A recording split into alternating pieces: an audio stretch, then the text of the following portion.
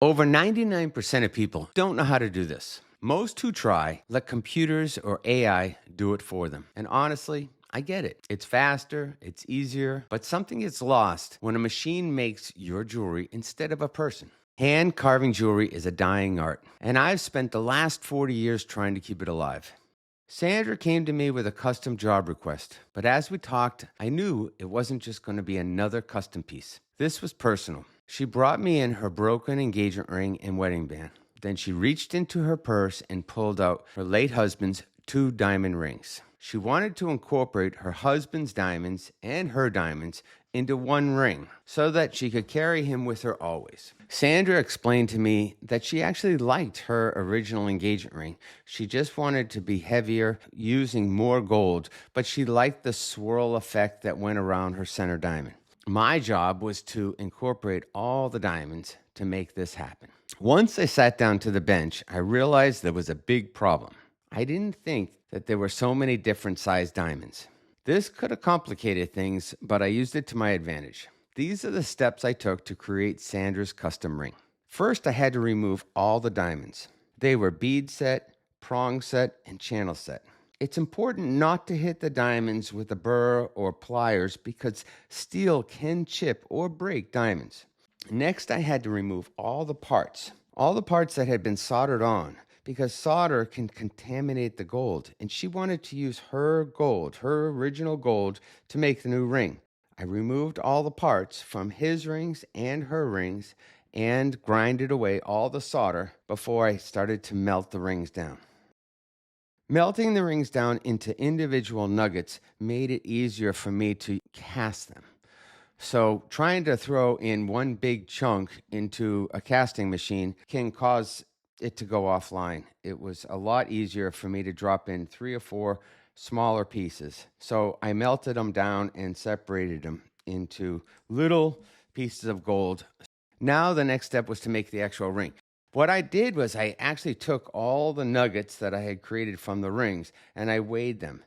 And I divided it by 14.5, and that told me how much the wax needed to weigh. So now I had to make this wax, and then I had to thin it out or make it a little heavier so that it accommodated all of her gold. There's several different colors of wax that you can use when carving a ring: blue, green, and purple. Purple is really hard, blue's soft, and green's just perfect. So that's what I use. I use green most of the time. I cut it the width that we wanted it to be, and then I started carving the ring. I used different burrs to match the size of her diamonds so that when we cast it into gold, they'll fit perfectly. As you can see, I carved down both sides of the ring. I created a taper, try to create that taper from one side to the other. And then I created a channel that went along the top, carving it into the wax for different sizes. And the inner circle, we were able to use all 7 of the men's diamond ring. They're all the exact same size. So it created this beautiful curve going around her pear-shaped diamond. The next level down had the different sizes. So I was able to taper them all the way down, around and to the back and back to the front to create this beautiful swirl motion. Once the wax was complete, the next step was to cast it into gold. Most people don't realize that when you're casting an original wax, the wax is actually destroyed.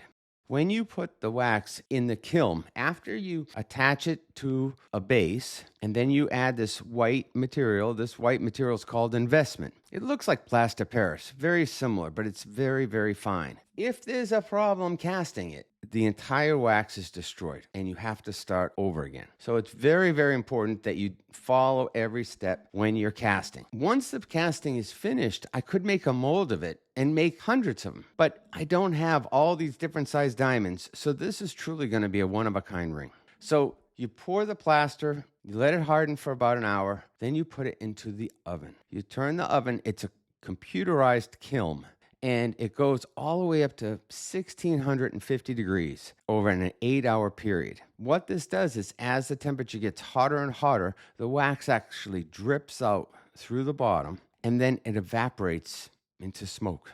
This leaves an impression inside the flask where you can inject gold directly inside, and it fills the cavity, creating her ring perfectly. So after we've cast it into gold and submerged the flask into water, the investment, the white investment, it explodes because it's still over 1,000 degrees.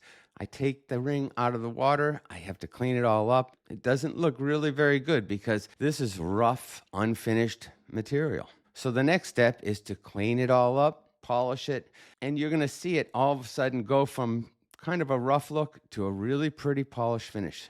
Well, that's what it takes. You file it, sand it, buff it, steam it, ultrasonic clean it, and all of a sudden it looks like this. Now, the next step is setting all the diamonds.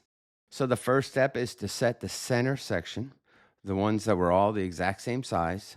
We set all those. Then we start setting the next row, the lower row, all the way around. If you look on the side of the ring, you can see that I made the upper row one level higher, about 1 millimeter higher than the next row. Then that next row goes down 1 millimeter before it hits the ring. Why do you do this? Because elevation is everything. You wouldn't want a flat ring. You want those elevating steps are like the pyramids. If you think about it, your eye goes to the top.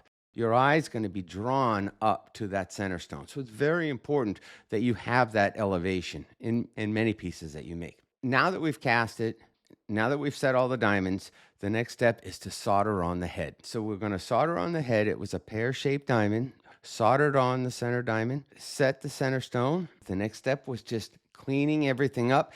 So we take a graver because you have to hammer down the metal to hold the diamonds in place. So then after that, on those channels, now you've got to take a file and a little graver and take away any extra metal so that it has a nice, clean, crisp look. After that's done, it's polished and finished and ready for delivery.